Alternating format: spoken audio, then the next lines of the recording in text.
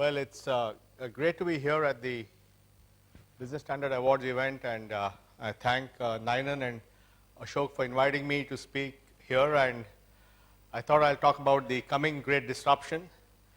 Now, I don't mean the crisis in the banking sector. I don't mean currency wars. I don't mean the China slowdown. I don't mean all the other things that we tend to think of as the problems of the day, but fundamentally how technology is changing every business activity. And I'll try to build a mental model of why this disruption is happening so that it gives a framework for us to think about change in any industry. I'll also use a language which everybody in this room understands, which is the language of market capitalization and the impact of technological disruption on market value, which is the ultimate test of what's happening. So let me start by first talking about telecom. Mr. Sood is here. So, I think the big change in telecom happened in 2009 when we went from voice to data networks, from feature phone to smartphones, from VAS to the over-the-top. And at that time, the telecom industry was huge. It had SMS as a revenue earner. It had MMS as a technology. You had internet giants like Facebook and Google concentrating on the desktop.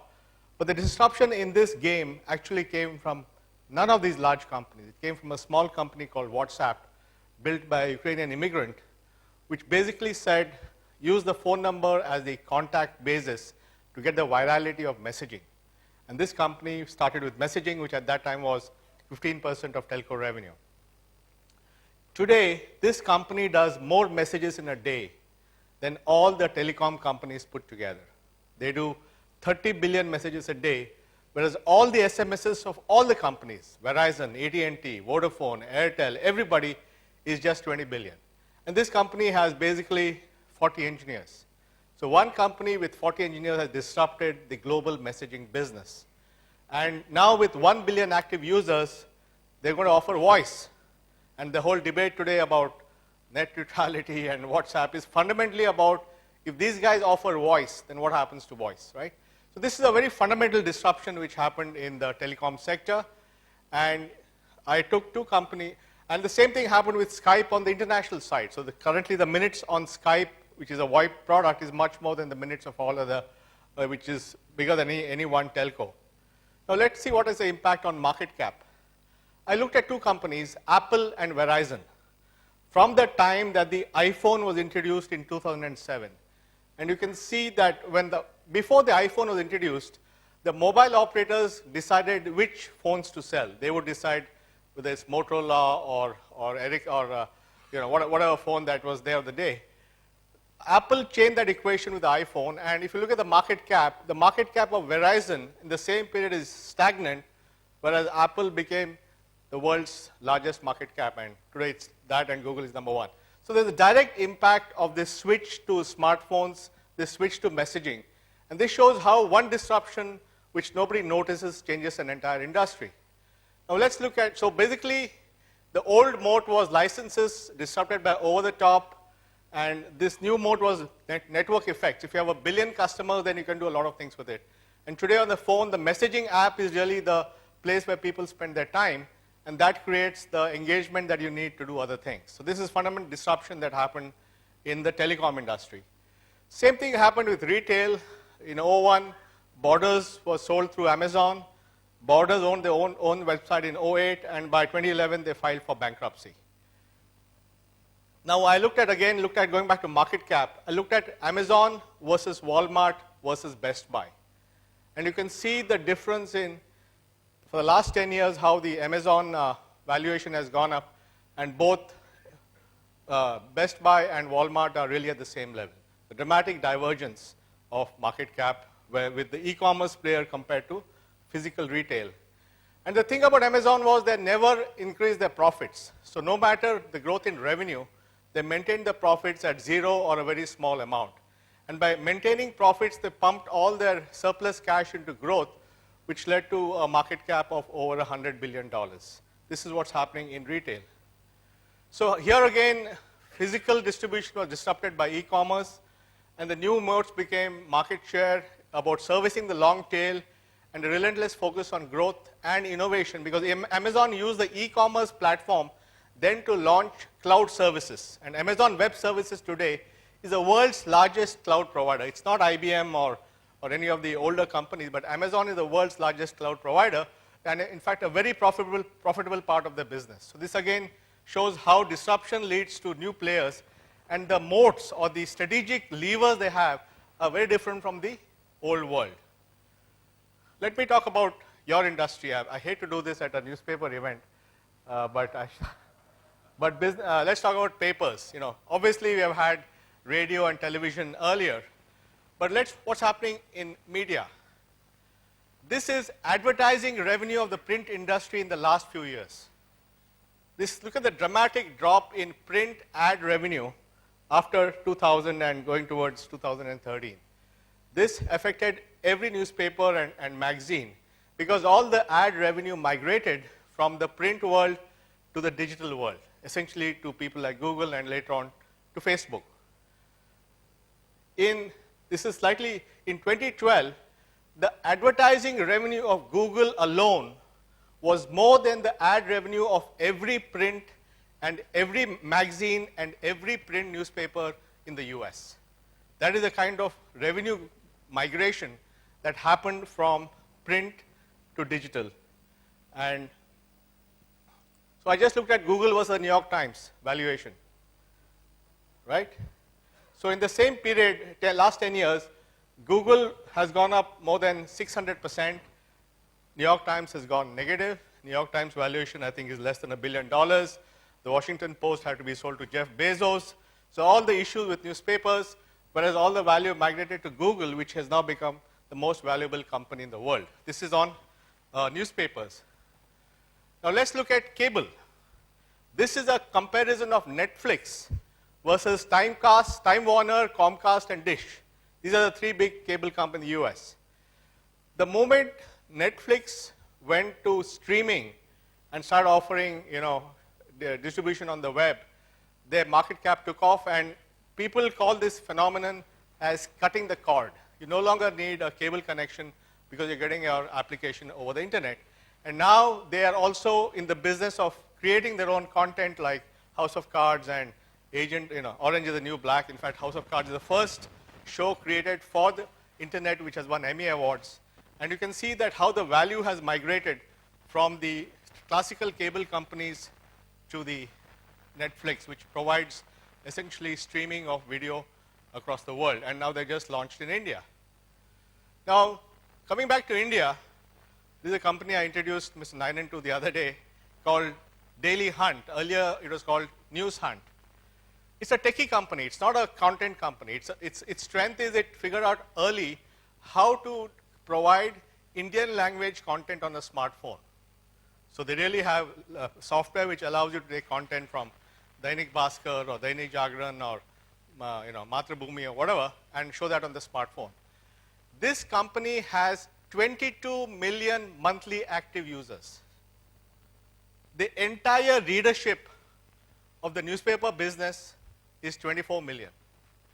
In other words, a startup which is barely 5 years old already has enough readers on the smartphone platform than all the papers put together, Times of India, all the big papers, Malayalam, Manorama, all that. So it's happening right here too. This is a fundamental disruption happening in media. So again, disrupted by online, distribution doesn't have any value. Having a printed paper doesn't, because distribution is through this thing. The whole concept of sourcing and curation goes. Editors don't seem to be there because everybody reads whatever they get. And business models are getting unbundled. Advertising is moved to digital. And instead of you going to the news is coming to you where you are. So if you're hanging around on a Facebook page, the news comes to you. If you're on Twitter feed, the news comes to you. So news is coming to where you are. And he who owns the customer is going to call the shots. Today, for example, with Facebook instant articles or accelerated mobile pages from AMP from Google or Apple Newsstand, they are telling publishers what they can publish, and they are calling the shots. So the guys who own distribution are calling the shots on content. And it's a winner-takes-all world, where the more readers you have or the more users you have, the more readers you get. Now, I've talked about 3 types of disruption in telecom, in retail, and in media. Now, let me try to put a framework for understanding this disruption, because as we think about other industries. I'll talk about the types of disruption and what's the connection between economic growth, technology, and speed of change. Now, the historic notion of disruption was a seminal paper by a Harvard professor called Clayton Christensen in 1995, which said that disruptive innovation happens when a new player comes, builds a low-quality product, but cheap, gets to an underserved market, and keeps improving, because the guys who are already in the market keep on improving their product for their customers and don't watch this innovation coming. This is the model of disruption designed or articulated in the so-called Innovators Dilemma, because the innovation is not coming from the old guys, but from the new guys. And a great example of that is the PC. The PC, when the PC came, nobody thought the PC would be anything big. The PC became more and more powerful, and then it got connected into a network. And today, the world's largest internet companies, Google or Facebook, all run on essentially PCs connected in the thousands using some software like Linux. So that's a great example of the classic disruption as defined by Clayton Christensen. But what's happening today is the nation of a platform. This is actually an excellent paper by an Indian guy called Sangeet Paul Chowdhury. For some reason, is not that well known, but is brilliant. And his argument is that the old world, you had a pipe. You had producers, you created value, put that value in the pipe, and you reached a consumer. It was a one-directional thing. In the new world, you have platforms, and platforms marry producers to consumers, and the interaction between the two is what they monetize, whether they look at Facebook or any of these guys. And therefore, in the new world, interaction creates value, and network effects drive scale, which is why the game is about how large is your network, how many users you have. It's not about making money, it's about creating a large network and then monetizing it over time with different methods. Also, the thing with the network effect and the platforms is it's a winner-takes-all market. It's very difficult to be number 2 in this market, except, of course, my friends from Ola have done a great job in India. But fundamentally, let's take, in the US, there are 2 mobility companies, Uber and Lyft. The market cap of Uber on the private markets is $60 billion. The market cap of the number 2 is $5 billion. It's not like soft drinks, where maybe Pepsi and Coke have similar market caps, or Hertz and Avis. In this game, it's a winner takes all. And therefore, having speed, having scale, and dominating a market is a very important strategic requirement in this world. And we must keep that in mind as we think about strategies. So I looked at Facebook versus Twitter. Now you can see that there's a complete divergence between Facebook and Twitter, because both had the same ability to monetize the news feed. But because Facebook did a much better job, you can see the market cap going up, and Twitter is losing market share because they're losing that whole ability to monetize. So being a winner-take-all in this has a huge disproportionate impact on valuation. Now, what's happening on technology? We all know about Moore's law, which is leading to computers moving up in speed and scale very rapidly. And what we notice is that every 10 years, a new class of computers gets created. You had mainframes, then mini computers, then PCs, laptop, now smartphones, and the next generation will be Internet of Things, where there'll be sensors. Now, in this world, even as per capita GDP is going up, smartphone prices are falling. Today there was an article about some Jingle Bells or Bells which has a smartphone for $250. I don't know who the hell this is. But fundamentally, in a world where incomes are growing and prices of phones are falling, it obviously creates rapid adoption. You already have 3.2 billion users online in various online markets. So you can think of the mobile phone as the world's first universal product. In other words, everyone will have a mobile phone. At least in the first instance, they'll at least have feature phones. Increasingly, more of them will have smartphones, and that's the future. And imagine if that mobile phone is going to be ubiquitous, and that can deliver content, that can deliver commerce, that can deliver messaging, then who owns that phone is the gatekeeper of this new world. Now let's see, and therefore in these markets things happen very rapidly. I'll give you a few examples. Smartphone volumes went up from 172 million to 1.24 billion in 5 years. Imagine, Android came only in 2009. It's barely 6 years since the Android. And now, 1.24 billion in 5 years, and that's going to keep growing. Facebook users went from 100 million to 1.2 billion in 5 years. 1.2 billion people. And they have two products now, WhatsApp and Facebook, with more than 1 billion users. Airbnb, which provides rooms, has become the largest hotel chain in the world. And they have 1 million listings. In the city of New York, Airbnb has more listings than any chain. You think of Marriott or Hyatt or whatever, they are bigger than that. So I think this is, again, purely just a platform. And they don't own any rooms, but they created this large virtual network of rooms. Uber, in 2.5 years, went from 0 to 150,000 drivers in the US alone. And I'm told in San Francisco alone, they generate $1 billion of free cash flow right now. So this disruption, therefore, is a fundamentally different thing. And let me try to enumerate what all is happening. One, we're moving from pipes to platforms. So the old model was a pipe. The new model is a platform which provides interaction between producers and consumers. Second, it's heavily technology-based. All this requires great technology skills and understanding of that, and that becomes actually a bottleneck for many people. Then all the old modes are crumbling. There's no point having branches, bank branches, if you can deliver on a phone. There's no point having retail stores if you can deliver on a phone. There's no point having a printed newspaper if you can deliver it on a phone. So fundamentally, the old modes which you controlled are crumbling, and new distribution models are emerging, and there's democratization. Anybody can write an article, anybody can launch an app. So the whole democratization is happening. And he who owns the customer is going to win this game. The complete unbundling of the value chain. It's a winner-take-all. I explained why winner-take-all makes sense, because winners get disproportionate market share and therefore disproportionate market capitalization.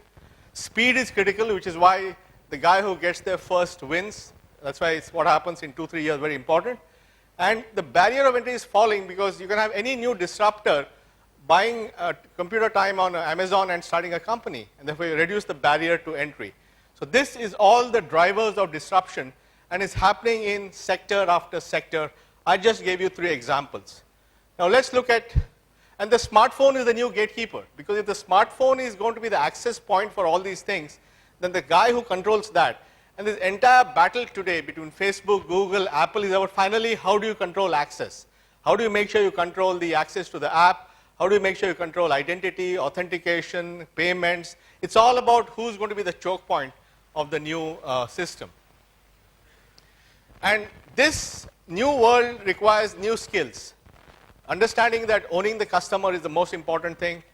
Understanding data and algorithms. How do you use massive amounts of data and sophisticated machine learning and other algorithms to automate things like Siri or Google Now, all these things. It's about building platforms, not pipes. It's about understanding the interaction between producers and consumers and creating a network effect where as more and more people come to the platform becomes more powerful. And it's about creating network effects. So no industry is immune. Let's take our computing and software. Windows was 96% of market share in 1998 to 2005. Windows by 2012 dropped to 35% market share of devices. Today, I think it's about 15%.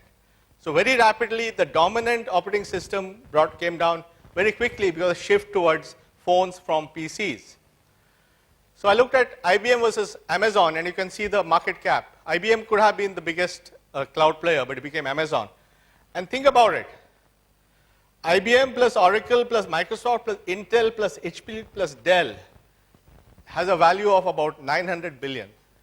And just the 4 companies who dominate this new era, Google, Facebook, Amazon, Apple, have a market cap of 1.5 trillion. This shift in market cap happened in the last 5 years. That's the kind of shift which is happening today. So obviously for the Indian technology companies, they'll have to figure out how to create value because they're focused only on the enterprise customers. But if their customers, the market is moving to the new guys, are they going to sell to the new guys? Are they going to help the incumbents become like the new guys? It requires a whole new set of skills. So I think there's a big churn happening because of this in the Indian IT industry. Let's take oil. US oil production went up from 5.5 to 9.6 million barrels in 5 years. The US went from a net importer, is ready to be an exporter. Why did it happen? It was all new technology. One was fracking, mixing oil with water to figure out how to drill. The second was horizontal drilling. And the third was improved data analytics. As computing became stronger, they had more sensors. They could figure out what is happening below the ground. They knew where to dig. And all these things combined with the high cost of crude and low barrier of entry. So any guy could start something in Texas or Dakota. So of course, we all know the oil, at least this we know well, the oil price going down and the implications of that on markets, on producers, on consumers, all that stuff. And fundamentally, you can argue that the reason why the oil price is low is because Saudi would like to take it so low that the shale guys go out of business. That's the fundamental goal. So one thing which was technology-led has changed the whole geopolitics of global oil. Let's take automobile, if you don't mind, sir, because you are not in the automobile, Mr. Bhargava is. Electric cars, technology disruption now, more and more we are seeing electric cars coming, so that means the basis of fuel, the basis of energy itself is changing. The second thing is the driverless car, using data and algorithms to do it without a driver. We should realize that today, the biggest intellectual pool of people working on driverless car is in two companies, Google and Uber. Google has got the entire technological group from Stanford. Uber has got the entire technological group from Carnegie Mellon. And these two guys, so all these universities have been completely raided, and they're all sitting in these corporations figuring out driverless cars, right? And the third big trend is the Ola and Uber, which is the network effect of being able to create platforms where I can just summon a cab on my smartphone. So all these things, so just I looked at Tesla versus Ford, GM, and Toyota. Look at the valuation difference in the last few years. So from 2013 to now, look at the Tesla price and this Ford, and so you can see the impact of this innovation on the market cap. So again, technology changes like batteries, sensors, data algorithms leading to electric cars and driverless cars, and ownership going towards sharing like Uber. And in fact, the next battle is going to be in the automobile, is who's going to own this stuff? Is it going to be the new guys or the old guys? Because again, the tension is between the two of them. And we're going to see some very interesting things happening here. In fact, last 2 weeks back, GM invested, I think, money in Lyft, $500 million in Lyft, to get a handle into this whole new space. Finance. Uday? Today we have paperless, presence bank account opening, right? So I don't have to go to a bank. I can open my account, just take a selfie and open an account. Already Federal Bank and others are offering this feature. You can open an account yourself, or you can have a Flipkart delivery boy come to your house and open an account. So the fundamentals are all changing. The whole need to have a branch is going away.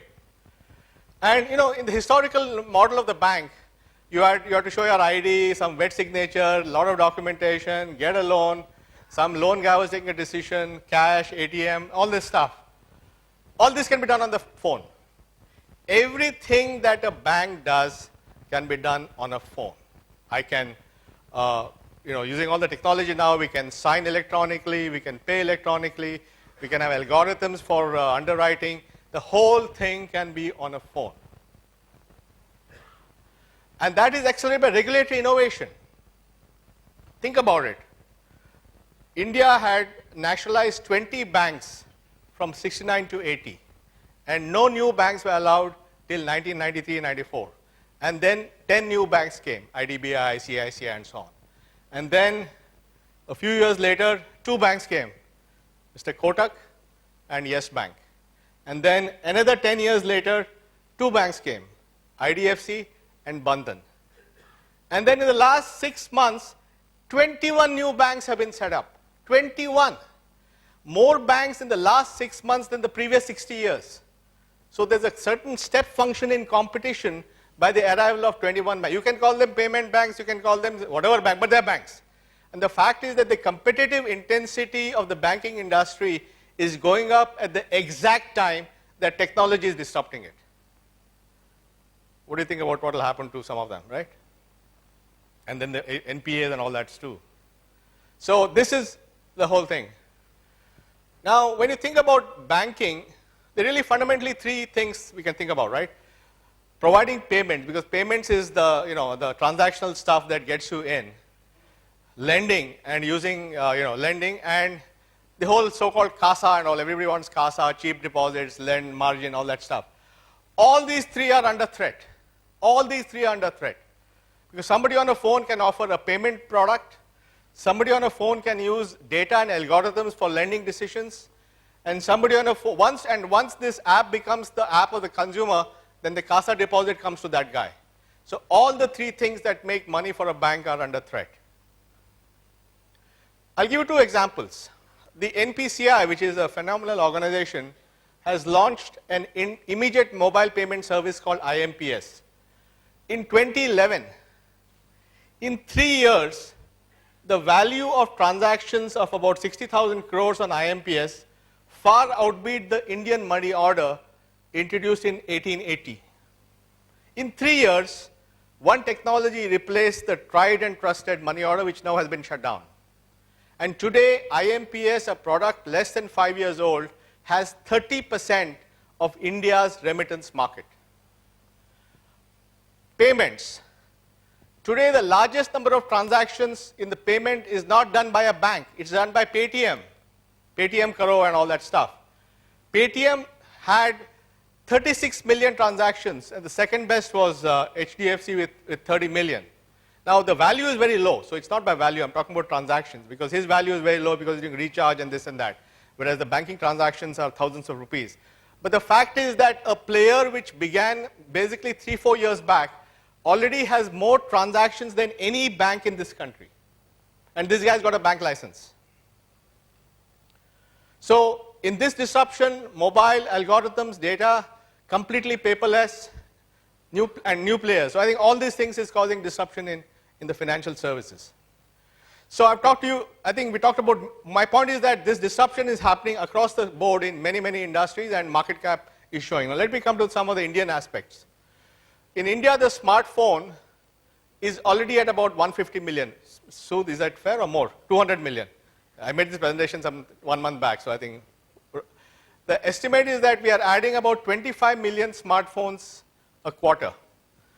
And prices are falling with all these new phones that are going to be even cheaper. So it's fair to assume that in the next 3 to 4 years, we'll have 500 to 700 million smartphones in the country. This is serious stuff.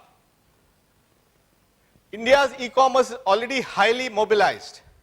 More than any other country, transactions in India are on the mobile phone. So 40% plus of e-commerce on Amazon and Flipkart is on the mobile.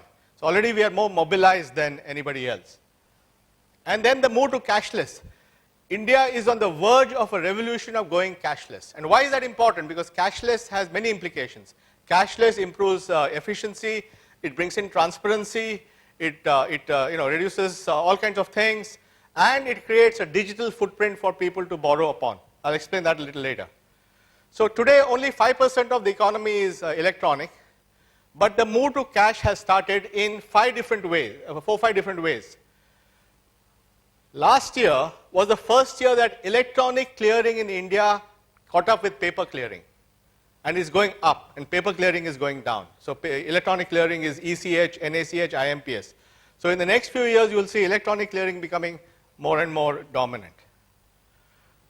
IMPS has already overtaken card sales. So IMPS transaction value is already exceeding debit and credit card sales soon. And e-commerce is going to grow at 4x, which means e-commerce will grow from about 15 billion to 60 billion. And today, about 60% of e-commerce is cash on delivery. But as new payment instruments come, it will become cashless. So there will be a big push on cashless in e-commerce. And then only 3% of recharge and utilities today are paid by electronically. That's going to go up dramatically, especially with the Bharat bill payment system, which is going to allow you to pay bills online. All these things together And then there's the whole LPG transfer, the world's largest cash transfer program, where 3 million transactions happen a day, 1 billion transactions a year electronically into people's bank account using the Aadhaar payment bridge. And that's going to happen tomorrow to fertilizer and kerosene and this and that. So billions of dollars will go into bank accounts electronically. Already the cumulative throughput of the DBT platform has been 25,000 crores. So 25,000 crores in the last 2 to 3 years has been sent electronically. The moment money starts going electronically into people's accounts and they have a way of spending electronically, then there's no need for cash. So all these things are happening at the same time. So there's a move to cashless, which is irrevocable and is certainly going to get a network effect and happen faster and faster. Then Aadhaars today is about 980 million. So in about a month's time, we'll have 1 billion people with Aadhaar, the world's largest digital identity program that provides online authentication and KYC. And this, all this stuff, the JAM, as the government calls it, Jan Dhan Aadhaar Mobile, is the basis for delivering transactions which are presence-less, means I can sit in my house and do a transaction, paperless, so there's no paper, and cashless, because I make digital payments. And this is an architecture which is running in India, which allows you to do presence-less, paperless, cashless, and there's a whole set of things happening. But this fundamentally is the basis on which Indian business and government can be transformed, to make every transaction paperless, presence-less, and cashless. And then there are other networks coming. The Goods and Service Tax Network is the backbone of GST. The Bharat Bill Payment System is going to allow bill payment to be simplified and electronic. And the electronic tolling system will allow electronic payments of road toll taxes. And that platform can then be used for congestion charges or for parking. So the whole thing will become electronic.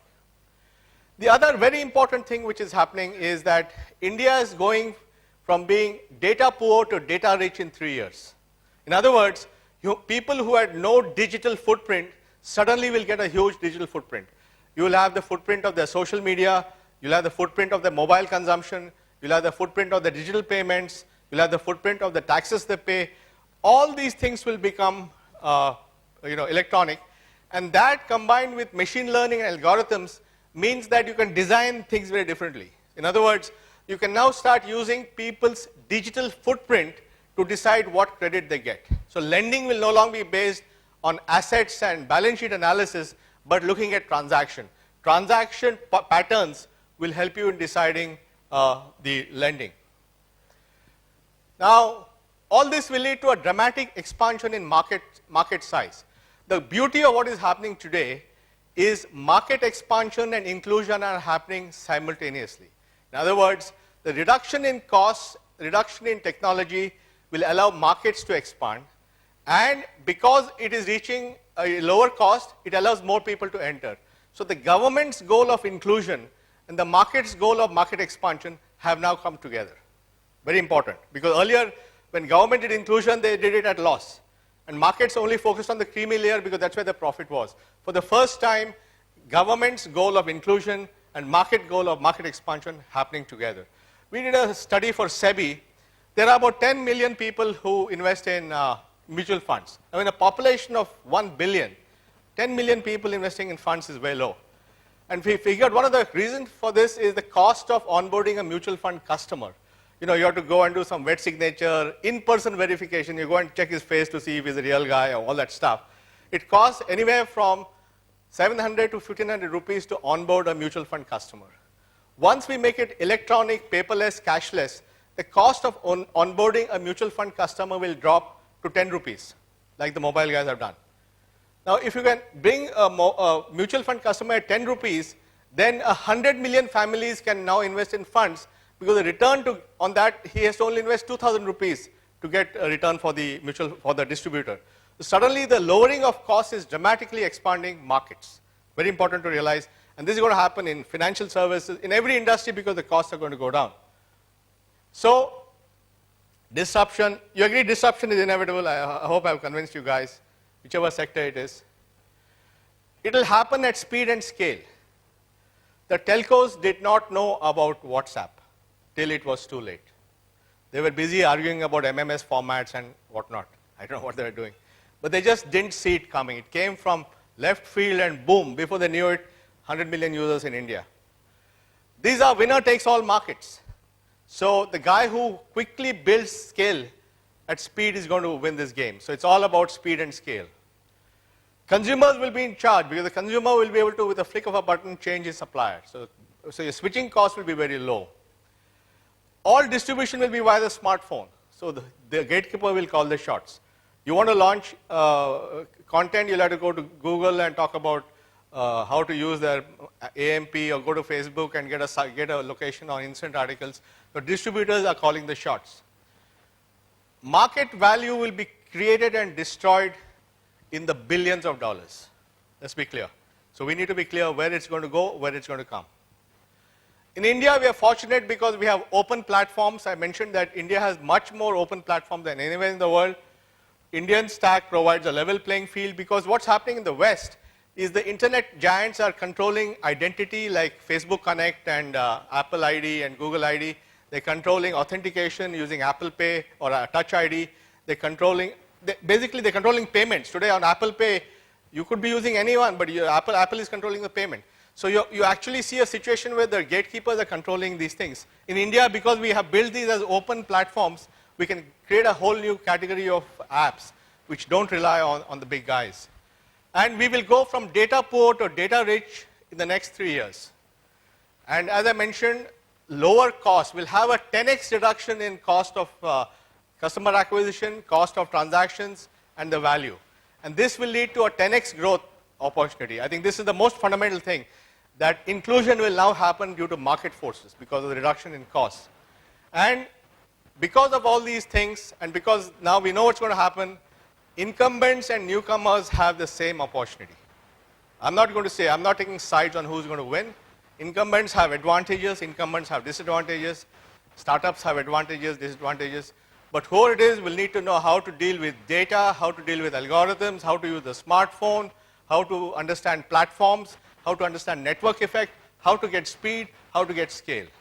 So it's open for anyone to win this game. Let the games begin. Thank you.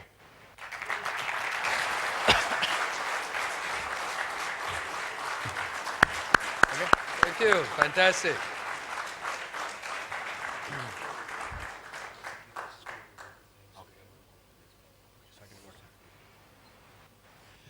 Big round of applause, please. Very well researched and presented. Thank you, sir.